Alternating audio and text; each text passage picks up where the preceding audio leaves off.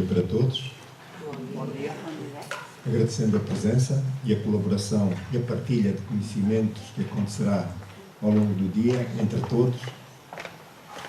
O tema que nós propomos para a reflexão, embora incluído na temática da obsessão, este diz respeito mais propriamente às nossas perturbações íntimas e a relação direta com a necessidade da reforma íntima.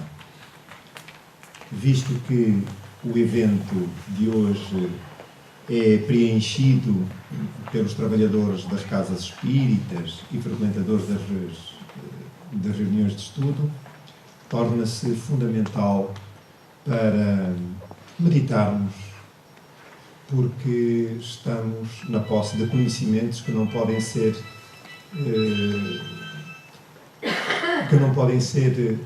ignorados. Aproveitamos e agradecemos a lembrança que os telemóveis fossem colocados em silêncio ou desligados. Então, o nosso tema, perturbações espirituais e reforma íntima. As perturbações espirituais procedem das estruturas íntimas do ser humano, exteriorizando de modo diverso e de gravidade, em forma de perturbações mentais, emocionais e desequilíbrios orgânicos. É comum, nas nossas casas espíritas, ao mínimo sintoma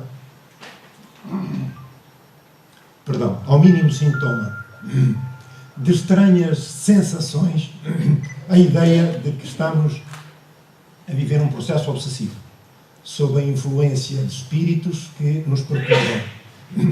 Raramente, eu não me recordo, a título pessoal, que alguém me tenha dito: eu estou a obsidiar um espírito.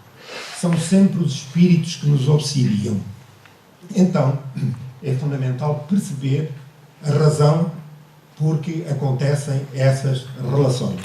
E elas podem se apresentar das mais diversas formas. Por isso, estejamos atentos não só à forma de pensar e de agir dos outros, mas fundamentalmente da nossa, para sabermos onde é a fronteira entre a sanidade e a insanidade mental. As suas causas têm origem nos comportamentos adotados durante as vidas anteriores, em que o ser humano, desprendido do controle moral, permitiu-se consumir por deslizes e abusos vários, sem precaução e sem o exercício da razão, amores incontrolados e doentios, ódios incontidos, dominação cruel, fanatismo injustificável, ganância e aquisição desregrada e desonesta de bens materiais, ciúmes doentios, abuso da força, paixões políticas e guerreiras, orgulho e presunção e egoísmo nas múltiplas facetas. Vemos como esta forma de estar, estes comportamentos, ainda se fazem tão presente nos dias de hoje nas nossas vidas. E para nós espíritas, não estamos a falar para outros, para nós espíritas e em particular para nós trabalhadores, é fundamental que façamos a reflexão sobre aquilo que é o nosso mundo íntimo, os nossos desejos, as nossas frustrações, aquilo que os nossos anseios, as nossas expectativas relativamente à vida. À vida, não é à vida terrena, é à vida. Porque, como Jesus anunciou no seu Evangelho, nós não sabemos a hora da partida. E aquilo que levamos, ou levaremos, será o nosso património moral, as conquistas alcançadas e aquelas que não conseguimos de facto superar. São estas as fontes geradoras desse prejudicial condutor da maioria dos homens, que não cessa de os atirar para a loucura, das enfermidades multifacetadas e perturbadoras que induzem ao suicídio, direto ou indireto, que trazem novos agravamentos para com as leis divinas àquele que se lhes submete, invigilante, à ação destruidora. A perturbação espiritual é parasita persistente que se constitui de ideias fixas que viajam do exterior para o interior, portanto, influências externas, por incontida persuasão de baixa condição moral que arrasta o indivíduo desavisado.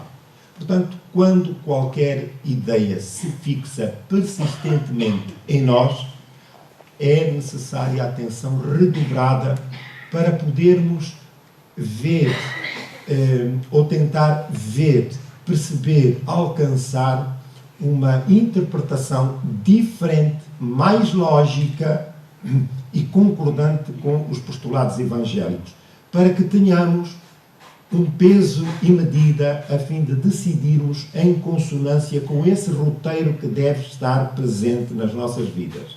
Fora do Evangelho, estamos fora da vida e dos compromissos que nós estabelecemos antes de reencarnarmos. Portanto, a nossa referência será sempre essa mensagem do Evangelho e das obras dos Espíritos que elaboraram as mais variadas obras sobre os mais variados temas que vão entroncar na codificação espírita como referências para podermos ajuizar sensatamente aquilo que mais nos convém. O mesmo ocorre do interior para o exterior, pela força psíquica dominadora que penetra e se espraia no anfitrião que a agasalha e sustenta, vencendo-lhe as fracas resistências. Inúmeras vezes as perturbações espirituais são originárias da consciência perturbada, pelos erros cometidos nas existências passadas e não superados, renascendo em forma de remorso, recalcamentos, complexos negativos, frustrações e ansiedades, o que normalmente acarreta desequilíbrios mais sérios. Portanto, elevados níveis de baixa autoestima. Quando a criatura não se ama, não valoriza a vida e não se vê como um elemento importante da vida, é normal, é vulgar que ceda às impressões interiores que jazem adormecidas e, por erros do passado, espreitam à mínima oportunidade para que retornemos aos hábitos do pretérito, vícios dos mais variados, não daqueles que a sociedade tão simplesmente cataloga e que nós temos como exclusivos e únicos. Não, há outros que nós agasalhamos na intimidade e mascaramos com perfeição até ao momento em que se criam as condições para que eclodam e aí apresentamos-nos verdadeiramente, realisticamente, sobre aquilo que somos, que ainda não conseguimos superar. Então, estes complexos negativos, frustrações e ansiedades são assuntos, temas relevantes para estudarmos, para nos avaliarmos e sabermos superar e procurar novos caminhos, tendo em vista a gratidão da vida, da existência física, porque há milhões de criaturas que gostariam de ter a mesma oportunidade que nós tivemos e não a têm. Aguardam. Outros sequer virão ao plano físico onde já nos encontramos, embora com experiências difíceis.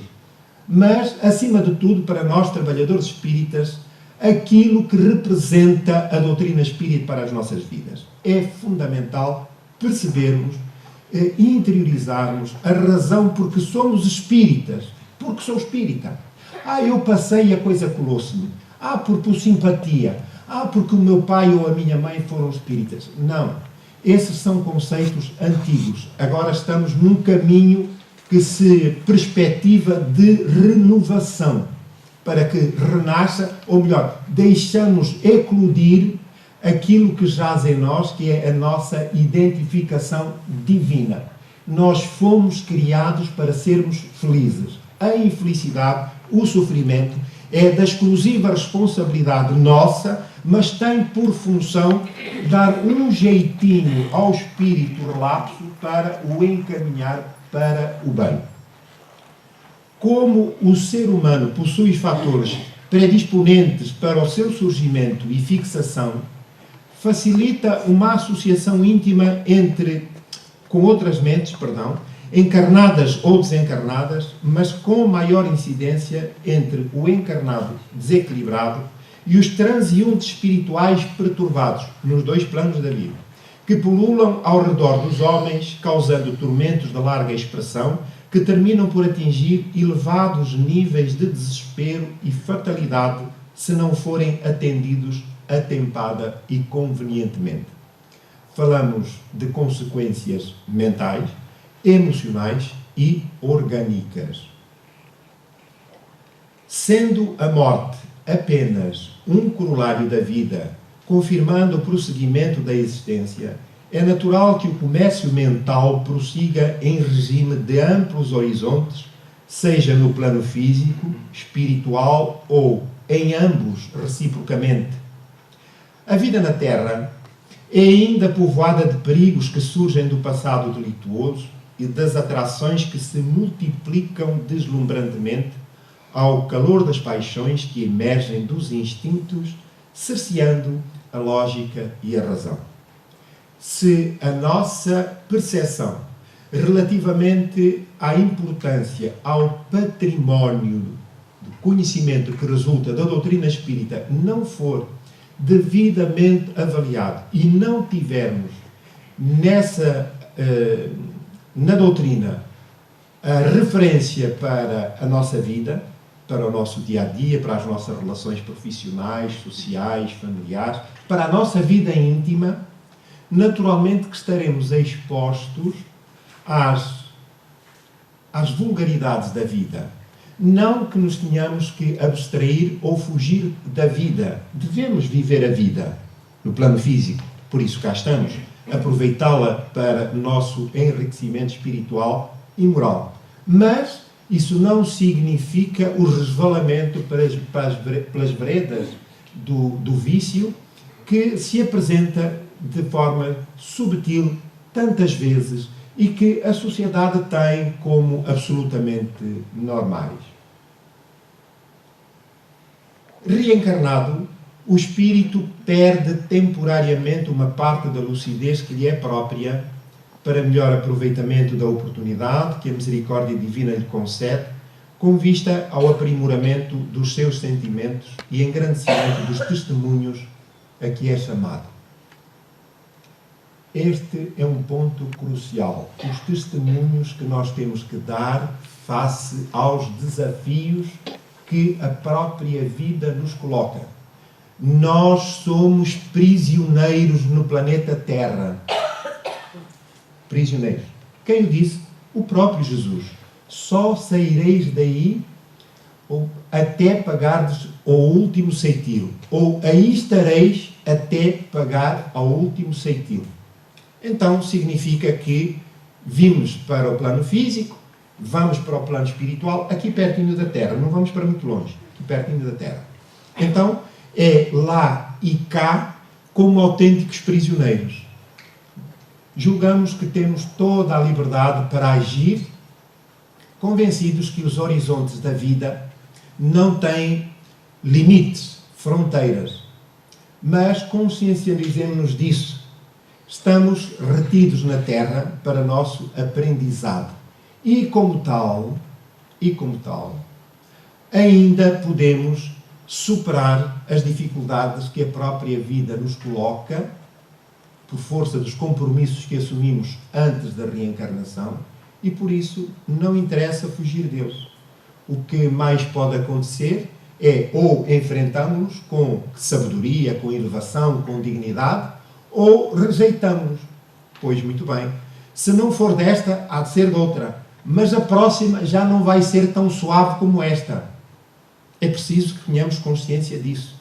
Então, trabalhadores espíritas, temos a responsabilidade e o compromisso de trabalhar sobre nós mesmos, o nosso caráter, as nossas frustrações, as nossas ansiedades falsas, para que saibamos peneirar, separar o trigo do joio entre aquilo que é o nosso passado, que retorna tantas vezes subtilmente e ganha corpo tantas vezes na nossa mente e na nossa vida, e aquilo que deve ser a nossa nova experiência terrena. Isto é, superar as nossas limitações.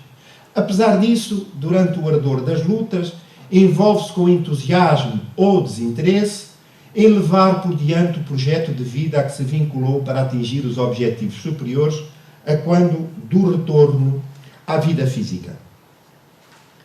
Invariavelmente, as primeiras tentativas de crescimento realizam-se com relativa facilidade, tornando-se desafiadoras à medida que se expande o campo de ação no reencontro com as experiências do passado que ficaram interrompidas, envolvendo as personagens que delas participaram e que continuam vivas e atuantes.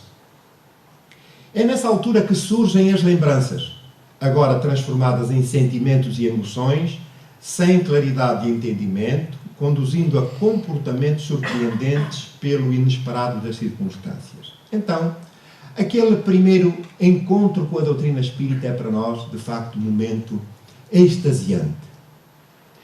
Encontramos, sentimos que é ali a porta da salvação.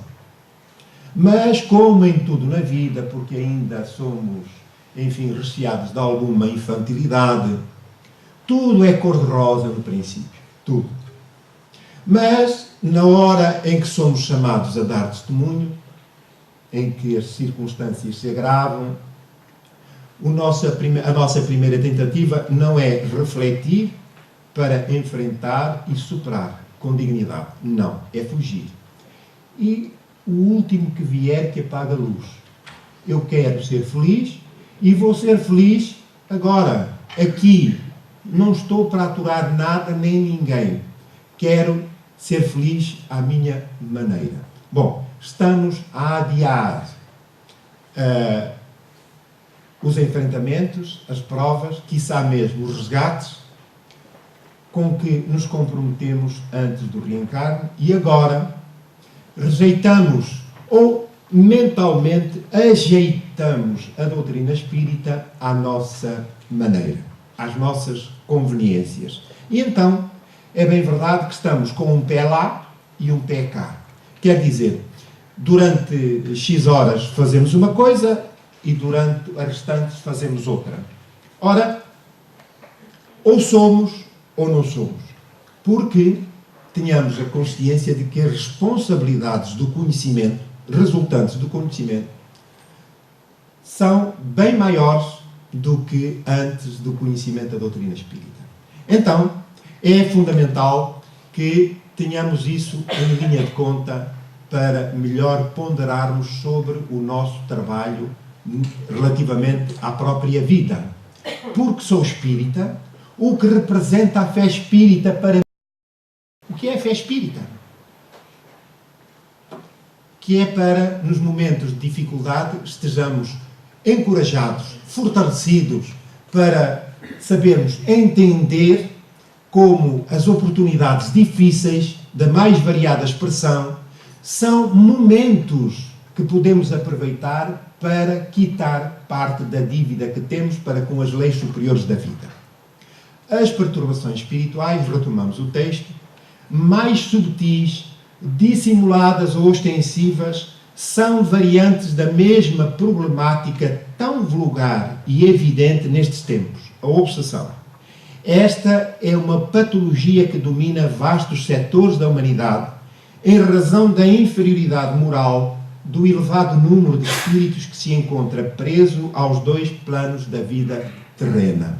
Então, é muito comum nós estarmos a ouvir alguém, então agora que nos entra pela casa dentro, através da televisão, da internet, enfim, da imprensa em geral, as mais variadas manifestações, informações, expressões, reflexões, opiniões. Não é comum muitas das vezes nós estamos aqui, é um tolo, não sabe o que está a dizer. Não sei se é comum, se é costume acontecer. Dão conta disso? É verdade. Mas mais importante do que isso é sabermos se esse tolo não sou eu. Quando me exprimo de forma insensata, quando tomo determinado tipo de atitude, quando fujo, abandono os compromissos assumidos espiritualmente. Espera aí, vou meter aqui umas férias. das X às X horas, eu sou espírita. Daqui em diante, eu vou dar uma voltinha aqui pelo mundo e depois retorno ao Porto de Abrigo. Então, o trabalho que nos propomos, que trazemos, é exatamente para isso. É saber se o tolo, o obsidiado, o desequilibrado não sou eu. Pela forma como penso, pela forma como alimento as minhas frustrações, as minhas ansiedades, que estão muitas das vezes na base, na gênese das más medidas que tomamos relativamente aos mais variados assuntos. É esta a reflexão. Na escala dos mundos, a Terra é ainda um planeta de provas e expiações, mas escola bendita de reeducação para os renitentes no mal, que evoluirão inevitavelmente para a felicidade conforme determinação das leis divinas. Portanto, não fugimos deste objetivo traçado por Deus. Sermos felizes. Vamos alcançar, sem dúvida. Mais depressa ou não é da nossa responsabilidade. Para esse efeito, muito contribuirá o sofrimento, que eu não quero, para que os relapsos tomem os caminhos do bem. Portanto, sou um violador das leis divinas, no presente ou no passado. E a cobrança faz-se necessária. E é preciso entender esses desafios. Na doença, na felicidade, no bem-estar, na abundância, mas na pobreza. Tudo são experiências que devemos aproveitar para medir aquilo que somos interiormente e o que precisamos, de facto, de mudar em nós. Com origem na consciência culpada pelas faltas cometidas nas existências passadas e ainda por apagar, reaparecem em forma renegativa de mais variada expressão, impondo-se, torturando-se a consciência perturbada, que de certo modo refreia novos deslizes, mas resultando quase sempre em desequilíbrios ainda mais sérios. Quando esta ponderação não é suficientemente cuidada da nossa parte, é certo que nós estamos a adiar um compromisso que se pode apresentar no imediato, ou melhor, a curto, médio ou longo prazo, nem que venha para a reencarnação seguinte. Mas há muitos que pensamos assim. Bem, eu sei que isto é difícil, eu não consigo agora, mas não faz mal. Resolvo na próxima. E deixamos a coisa para a próxima. Então, o livro da razão que lá está, que é o deve e o haver, a coluna do haver começa a crescer. Quer dizer, o compromisso antes de reencarnarmos era diminuir a coluna do haver, do deve. Então, das dívidas. Mas agora nós estamos a aumentar. Quer dizer, a dívida começa a aumentar e naturalmente que os juros virão. Quais são os juros? São as dores. É com medo das dores que nós depois vamos agir de forma consentânea com aquilo que a própria doutrina e com que o Evangelho nos propõe. A ponte que permite a ligação positiva ou negativa entre os espíritos é a sintonia que resulta do estatuto moral, de cada um, como no caso vertente que estudamos. A permuta mental funciona plenamente com amplas perspectivas nos dois planos da vida, porque o que é normal entre os homens mantém-se após a morte. Portanto, ligações essas que permanecem fixas e de tal sorte relações que fixam espíritos que partem e voltam em novas experiências para o corpo físico, sem que os benfeitores possam, por defesa da saúde de ambos os espíritos, separar esses espíritos que se fixaram de forma doentia, odiosa e que passam de reencarnação a reencarnação nas experiências dificílimas, a fim de poderem superar as diferenças que estabeleceram em reencarnações pretéritas. Portanto, são assuntos bastante sérios que nos compete, sobre os quais nos compete refletir sensatamente. Há sempre alguém a pensar em alguém, razão porque a sua continuidade regular pode prejudicar ou beneficiar de acordo com a fonte emissora. Da ideia simples que insiste perseverantemente à fascinação e à subjugação, as perturbações espirituais são nestes dias, como dissemos já, o mais terrível flagelo que a humanidade vivencia.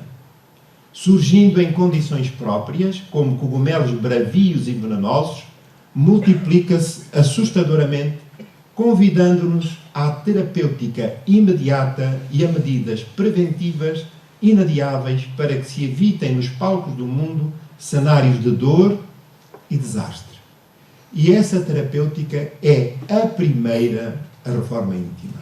É esse o primeiro compromisso. É a nossa missão enquanto espíritos de trabalharmos para superarmos aquilo que são as nossas limitações de natureza espiritual e moral. Tudo o resto vem por acréscimo. Porque podemos fazer obras lindíssimas, podemos atender muitos espíritos, podemos desobsidiar muita gente, mas se não houver alterações na estrutura moral íntima de cada um, quando chegarmos ao lado de lá, é bem verdade que o bem será sempre registado ao mínimo detalhe, mas não deixaremos de responder também pelo descuidado na avaliação e no trabalho, na reforma íntima a que estamos vinculados. Podemos afirmar que são perturbações espirituais os efeitos negativos das experiências passadas que fervilham na intimidade do espírito, reforçadas pela inércia no enfrentamento das debilidades morais que tão bem se caracterizam na forma de pensar e agir. É possível, pois, estarmos na presença de um perturbado espiritual sem que seja necessariamente um obsidiado, sob o efeito de influências negativas impostas por terceiros, que é o nosso primeiro impulso. Quando eu não estou bem da cabeça, tenho aqui um espírito encostado e queremos que o espírito desencoste. E às vezes até os espíritos que nos perturbam, não, mas não sou eu. É ele que não deixa de pensar em mim. Ele é que quer a minha companhia. Portanto, estamos bem um para o outro. O amor infinito de Deus pelos seus filhos permitiu que mais profundos conhecimentos sobre a vida se estabelecessem na Terra com o advento do Espiritismo, para que a humanidade melhor pudesse enfrentar e superar voluntariamente as limitações morais e seus efeitos, quebrando a reincidência no erro para que de forma mais rápida e segura ascenda a outro patamar na escala evolutiva, onde os clarões da nova era se fazem sentir aos que perseveram corajosamente nesse trabalho incontornável de aprimoramento.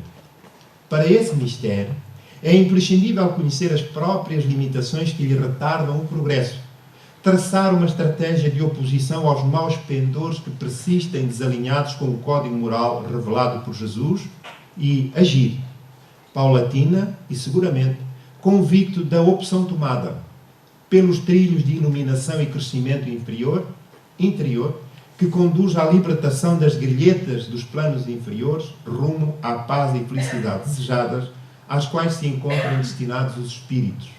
Acreditar no programa que estabelecemos. A doutrina espírita é uma bênção, o caminho que eu estou a seguir é de facto o melhor, o mais indicado para esse desiderato, e acreditar e insistir. O mais importante e imediato efeito que a crença na doutrina espírita deve revelar é a adequação do comportamento de quem absorve os postulados iluminativos resultantes do estudo doutrinário. Porque senão passamos a correr pela doutrina e não damos conta da sua proposta, do seu convite, que é básico. E o primeiro, a reforma íntima. Então, esquecemos disso. E no afã de querer, enfim, salvar o mundo, esquecemos do compromisso íntimo pessoal, que é o prioritário. O Espiritismo, facilitando o conhecimento sobre a imortalidade do espírito, da comunicabilidade entre espíritos, da reencarnação e da justiça divina, oferecendo a ética moral de Jesus, lança extraordinária luz nas sombras da ignorância, muito contribuindo para o entendimento lógico dos fins superiores da vida física. Por isso, aos adeptos do espiritismo, já não é recomendável a conservação dos hábitos enfermiços, ainda alojados na alma, fazendo da transformação um adorno verbal ou intelectual, que eventualmente tenha a tentação de propagar sem os competentes resultados de efeitos superiores. Quer dizer, eu digo uma coisa e faço outra no meu comportamento. É importante acreditar que a luz do conhecimento tem o poder de dissolver os pesados encargos do orgulho e da presunção que predominam ainda no espírito humano. Não entender a missão elevada facilita a conservação dos caprichos vigorosos, vitalizando a continuidade dos maus pendores nas paisagens emocionais do indivíduo, dificultando-lhe o crescimento interior. O espírita, quando leal ao compromisso de vigilância e exercício contínuo de aprimoramento íntimo, empenha-se energicamente na transformação dos hábitos doentios que reconhece em si, substituindo-os por novos comportamentos que deseja fixar. Acontece, porém, que após a ofuscação inicial decorrente do encontro com a lucidez e profundidade da doutrina espírita, deixa que se lhe instalem incoerentemente a rotina e a acomodação, esquecendo-se do dever sagrado de trabalhar pela sua renovação espiritual e moral. Já não é possível ao crente adaptar a revolução espiritual proposta pela doutrina espírita como acontecia no pretérito. Então, ainda temos esse comportamento tantas vezes, que é a preocupação de irmos às palestras, de irmos ao estudo, de darmos passos, de doutrinar os espíritos. Vamos até ao detalhe de saber quantos passos é que nós damos no ano, quantos espíritos nós desobsidiamos, quantas palestras nós assistimos, quantas reuniões de estudo estamos. Quer dizer, nós levamos a cama para o centro espírita, mas, em boa verdade, não cuidamos de saber se estamos melhores.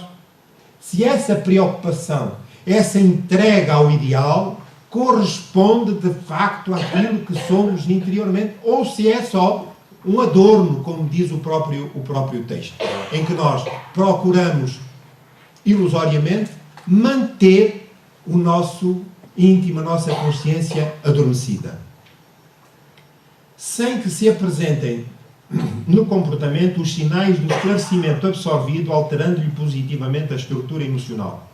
A responsabilidade de quem se alheia desses compromissos para consigo mesmo é muito elevada, porque desmente, através das ações, a existência da fé que afirma possuir. O que a doutrina espírita nos propõe é a realização do trabalho de renovação moral que nos compete, consciencializando-nos do novo estágio evolutivo que se nos vai desenhando na mente, permitindo-nos uma visão auspiciosa da presente reencarnação relativamente às frivolidades terrenas que se desdobram tentadoras pelos dias da jornada física. Portanto, são opções que temos de fazer obrigatoriamente. A aplicação desses ensinamentos à vida torna-nos mais dóceis e simples de coração. Estou mais dócil, mais simples, cordatos e mansos. Sim, eu sou bom. Eu também nunca disse mal de mim a ninguém. Mas será que é verdade que eu estou mesmo melhor? Amigos e solidários em relação àquilo que já fomos, mesmo antes de chegar à doutrina espírita. Já o texto não se reporta às reencarnações passadas. Mas antes de entrarmos na doutrina espírita, termos esse termo comparativo. Não é fácil a transformação. Face à presença predominante das heranças perturbadoras das vidas pretéritas, que devem ser avaliadas e enfrentadas para superação. A evolução é uma jornada que exige trabalho árduo, porque as conquistas são o resultado meritório do trabalho incansável para alcançar a meta a que o espírita se propõe e que tão bem o caracterizou Allan Kardec. Reconhece-se o verdadeiro espírita pela sua transformação moral e pelos esforços que aplica para domar as suas más inclinações.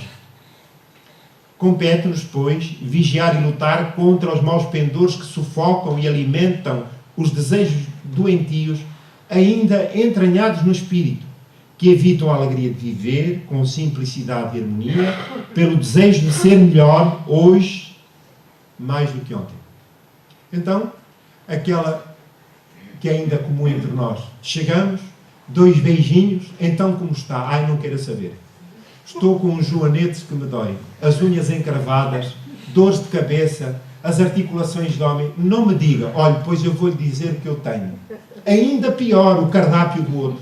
Então estabelece-se de imediato uma conversa, como já vimos, seres pensantes, que projetamos aquilo que somos interiormente e imediatamente se cria, pelas ondas mentais e vibracionais que emitimos ao nosso redor, as condições necessárias para entrarmos em sintonia com os espíritos de menor pendor moral que circulam à nossa volta. E então, quando se estabelece essa ligação, de quem é a responsabilidade? É dos espíritos. Eu nunca tenho a tendência de falar dos meus problemas. Não. Isso é coisa do passado. O que eu quero agora, o que é que alguém me diga, olha, você é uma maravilha, pronto, deixe lá, isso vai passar, olha, esfrega aí óleo de rícino ou qualquer coisa do género, tome óleo de fígado de bacalhau, faça isto, faça aquilo. Faz muito bem, faz sim senhor, não toma a medicação que o médico lhe dá, você toma chá de cidreira, faça isto, faça aquilo, e a pessoa fica ali de imediato. Mais uma volta, mais 2 beijinhos, então como está a vida? Olha, dói-me os joelhos, as articulações, tenho tido febre constante, não sei de que é. O que é que você comeu? O que é que não comeu? E andamos nesta roda.